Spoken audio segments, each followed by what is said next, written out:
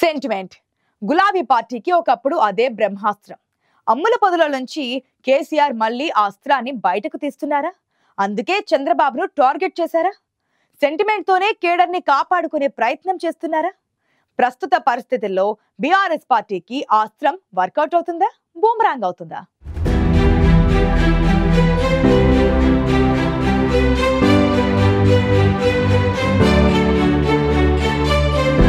తెలంగాణ రాజకీయాల్లో మరోసారి sentiment politics నడుస్తున్నాయి. తాజాగా బీఆర్ఎస్ పార్టీ విస్తృత స్థాయి సమావేశం, అధినేత కేసీఆర్ చేసిన కామెంట్స్ రాజకీయ వర్గాల్లో చర్చకు దారితీశాయి.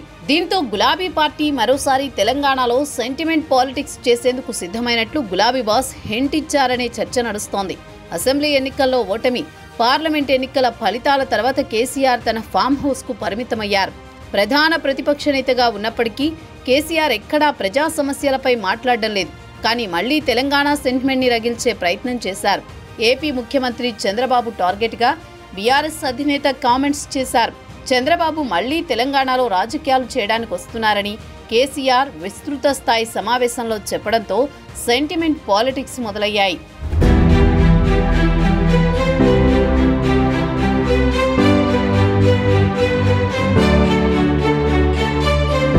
ఒకప్పుడు తెలంగాణ ప్రాంతంలో టీడీపీ బలంగా ఉండేది. గ్రామ స్థాయి నుంచి ఆ పార్టీకి బలమైన క్యాడర్ ఉండేది. రాష్ట్ర విభజన తర్వాత కూడా 2014 ఎన్నికల్లో టీడీపీ తెలంగాణలో 15 అసెంబ్లీ, 1 లోక్సభ స్థానాన్ని గెలుచుకుంది. ఆ తర్వాత టీడీపీ ఎమ్మెల్యేలు బీఆర్ఎస్లో చేరారు. అప్పుడు ఏపీలో టీడీపీ అధికారంలో ఉంది.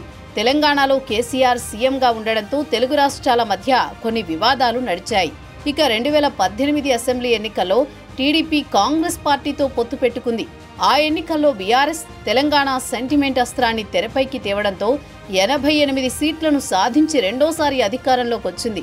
టీడీపీ 2 స్థానాల్లో గెలిచింది. 2019 అసెంబ్లీ ఎన్నికల్లో ఏపీలో టీడీపీ ఓడిపోయింది.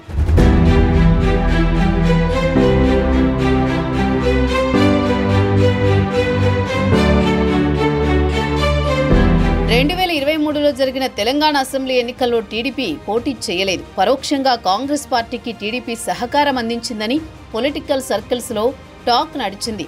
2024 ఏపీ అసెంబ్లీ ఎన్నికల్లో టీడీపీ నేతృత్వంలోని కూటమి అధికారంలోకి వచ్చింది. కేంద్రంలోనూ టీడీపీ కీలకంగా మారింది. తెలంగాణలో కాంగ్రెస్ అధికారంలో ఉంది. సీఎం రేవంత్ రెడ్డి గతంలో టీడీపీలో ఉన్నారు. చంద్రబాబుకు రేవంత్ రెడ్డికి మొదటి నుంచి సన్నిహిత సంబంధాలు ఉన్నాయి. తెలుగు రాష్ట్రాలు సీఎంలిద్దరూ విభజన సమస్యల పరిష్కారం కోసం భేటీ అయ్యారు. అయితే తెలంగాణ ప్రయోజనాలను సీఎం రేవంత్ రెడ్డి ఏపీకి తాకట్టు పెడుతున్నారని ఆరోపిస్తోంది గులాబీ పార్టీ. టీడీపీ అధినేత ఏపీ సీఎం చంద్రబాబు టార్గెట్ గా బీఆర్ఎస్ నేతలు విమర్శలు గుప్పిస్తున్నారు.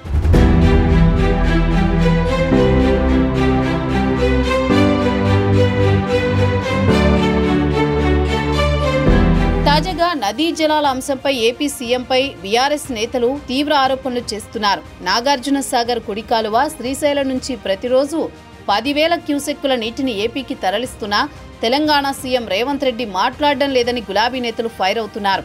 తెలంగాణ ప్రభుత్వం కేఆర్ఎంబీకి ఎందుకు లెటర్ రాయడం లేదని ప్రశ్నిస్తోంది ప్రతిపక్ష పార్టీ.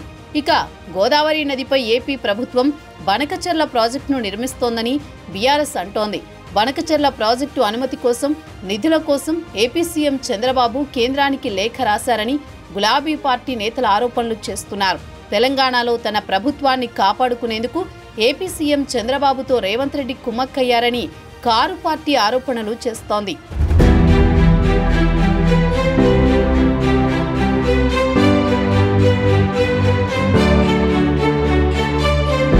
వచ్చే ఎన్నికల్లో తెలంగాణలో టీడీపీ, బీజేపీ, జనసేన పార్టీలు కూటమిగా కలిసి పోటీ చేస్తాయని ప్రచారం జరుగుతోంది. ఇక తెలంగాణలో పార్టీని బలోపేతం చేస్తామని చంద్రబాబు గతంలో ప్రకటించారు. బీఆర్ఎస్ పార్టీలో ఉన్న నేతల్లో ఎక్కువ మంది గతంలో టీడీపీతో అనుబంధం ఉన్నవారే. దీంతో అలర్ట్ అయిన గులాబీ బాస్ కేసీఆర్ చంద్రబాబు టార్గెట్ గా విమర్శలు స్టార్ట్ చేశారనే చర్చ జరుగుతోంది. మొత్తానికి సెంటిమెంట్ పాలిటిక్స్ తో 2018 అసెంబ్లీ ఎన్నికల్లో లాభపడిన గులాబీ పార్టీకి ఇప్పుడు అవే పాలిటిక్స్ కలిసి వస్తాయా? తెలంగాణ ప్రజలు బీఆర్ఎస్ సెంటిమెంట్ పాలిటిక్స్ ని మరోసారి నమ్ముతారా అనేది ఇప్పుడే చెప్పలేం.